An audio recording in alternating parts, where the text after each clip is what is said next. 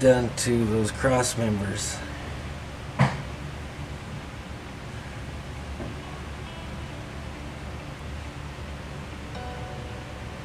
That was rotted out, so I basically patched it back together rather than replacing that whole piece, which, as you can see, obviously it's the old piece. There's a big dent in it. Cleaned this area, painted it with rust encapsulator, Eastwood, which I recommend. That's a pretty good product. I've used Pour 15. This was the first time I used the encapsulator, and same deal, super sealer. Don't get it on your skin. You're not going to get it off for a couple weeks. But the thing I like about this, as opposed to Pour 15, is that it's actually sandable, and you can sand it and use it somewhat as a primer in certain situations. So it encapsulates it, you sand the top, and you can paint over it. Where Pour 15 is more of a hard shell.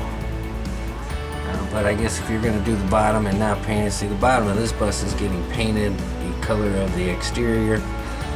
So I don't know if paint would adhere to Pour 15. Maybe it will, maybe it not. Maybe someone can comment on that. But I know that the primers and everything will adhere to this encapsulator.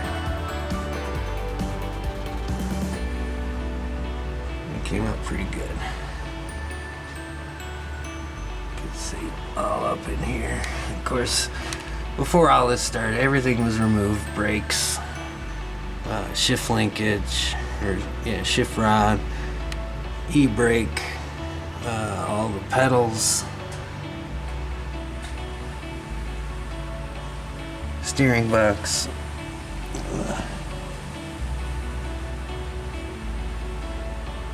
Alright, so that's under here. Now, again, so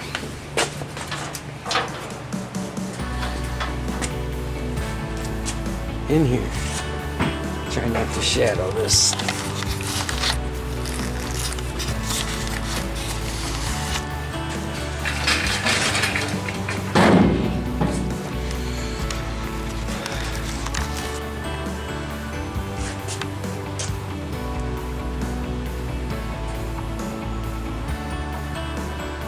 So as I was doing all that, I also reskinned this door, rebuilt the bottom of it. That's a new, just lower bottom. This section here, it's not the full one like you get from Classic Fab. That other side has that, but this just has a lower bottom because there was only some pitting at the bottom of this, which now there is not. That hole you see is the drain hole. Then I reskinned it with obviously Funky Green, Classic Fab, Gerson, whatever you want to call it, door skin. And as I was doing all of that, Greg Grow, Beetlejuice was taking apart the window frames, sandblasted the window frames.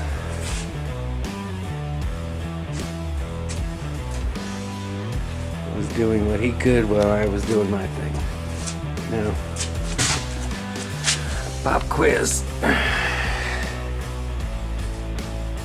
This is getting air ride. If anyone has driven a lower bus, even with a narrow beam, you are going to bottom out. So, this one is tubbed. What I did was basically drilled all the spot welds, took both wheel wells off, took the upper part of the toolbox out, and then I fabricated 2 inner strips and 2 outer strips. Both of them are 1 3/8 inches. This part right here, typically this floor would sit on here. I wanted to maintain somewhat of a stock appearance. So I fabricated this strip, mounted it to the inside of the dog leg in here. And then basically this part serves where the floor would sit. Anyway, so looks like I gotta straighten that channel out a little bit. It's kind of janky, but then I did the same on the inside. You can see this strip is not stock, and I flanged it to go over the existing thing to kind of make it look like it's meant to be. All the while repairing in here new jack points, new outriggers, and repairing the rust that was here.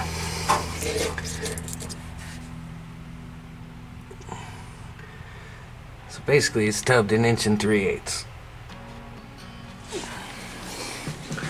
Put it all back together, and actually if you hold the camera like that, it looks stock.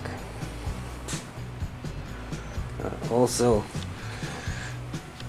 I don't know if I can get it in there. You can see you have to cut that portion, which that is one thing I still have to do, is connect those. The other thing is add my seat mount. In 63 they changed from a bench in 62 to a split bench in 63. It's the 1/3, 2/3 seat, and the mount for the 2/3 portion goes right here. And then the last thing I have to do yet is put my seatbelt mount in, because that is the original wheel well. This one's a new one, that one's original. But I had to fix that corner, which eliminated the seatbelt mount, which looks like that. I have to add that in. So once that was on, here you can kind of see the repair to that headlight thing I was talking about underneath. It gets covered with a panel so no one will ever see it, but it serves its purpose.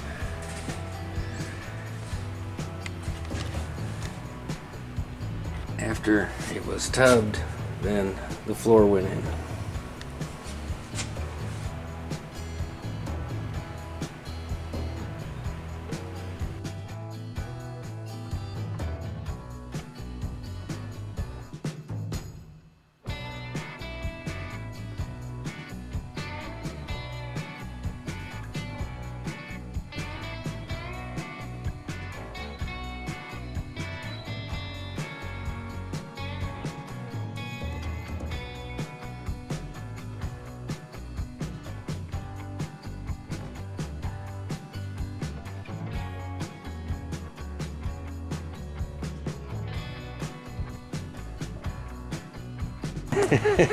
Alright.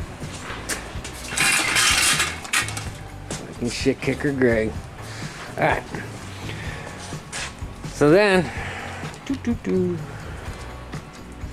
once that was all together, everything was lined up, down to the nose.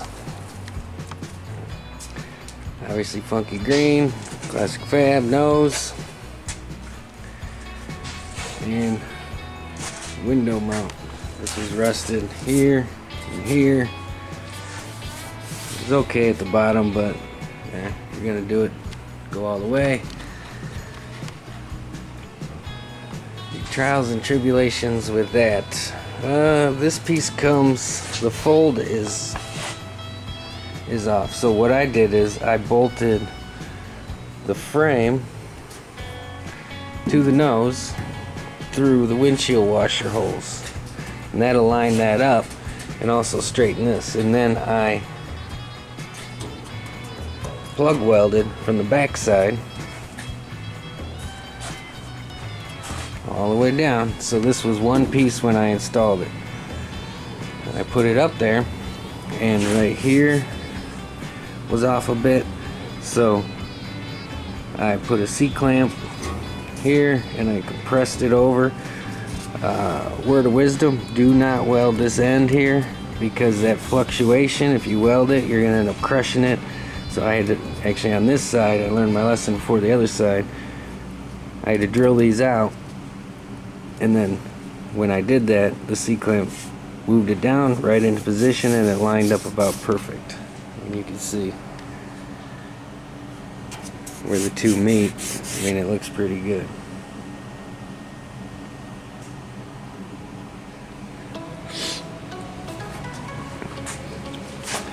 Then I did the other side, same way. Or maybe it was this side I had to drill. I think it was this side I had to drill out. That side went well. But you can see it lined up. Now I don't know what the deal with my shop is, but this year in particular, it seems to surface rust a lot, but so once that was in, I moved to the center one, and this is fairly mobile when it's not connected. So then I lined it up. I use a 6-inch rule, make sure that the two pieces, because all this is butt welded, line up. And sure enough. So then I went to the bottom, and this is the outer valance here, which I mounted before the nose. I guess I should have said that.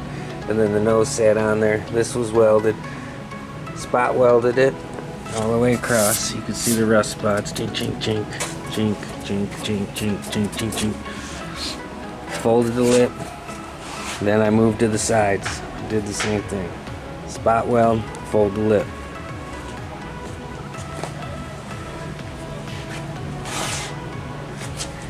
There's a picture of the door skin on the outside there.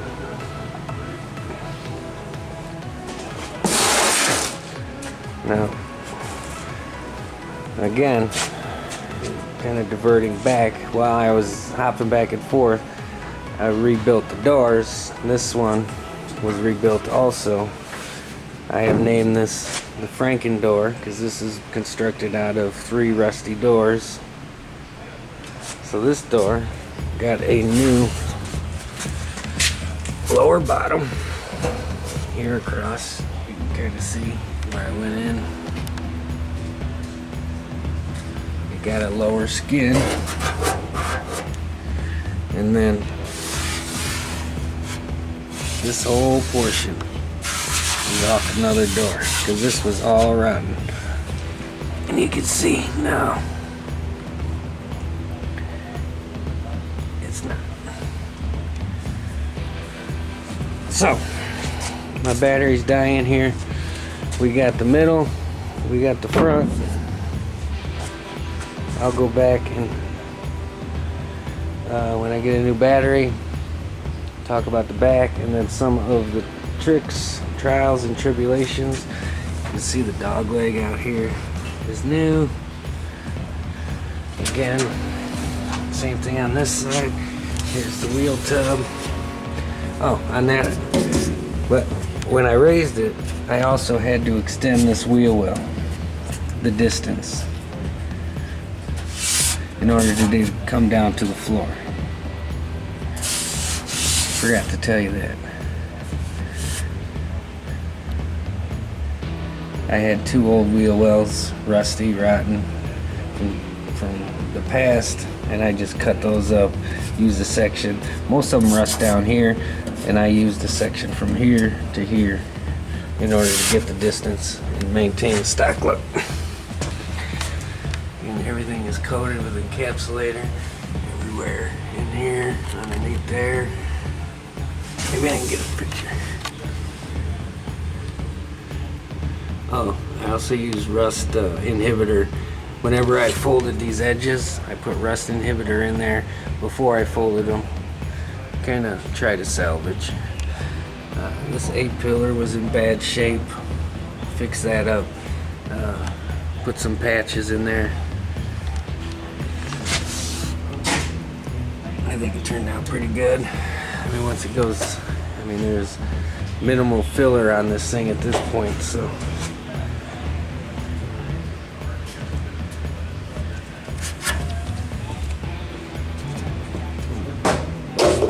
Gotta fix that. Anyway, my battery's dead. I have to recharge. I will come back. Part 2.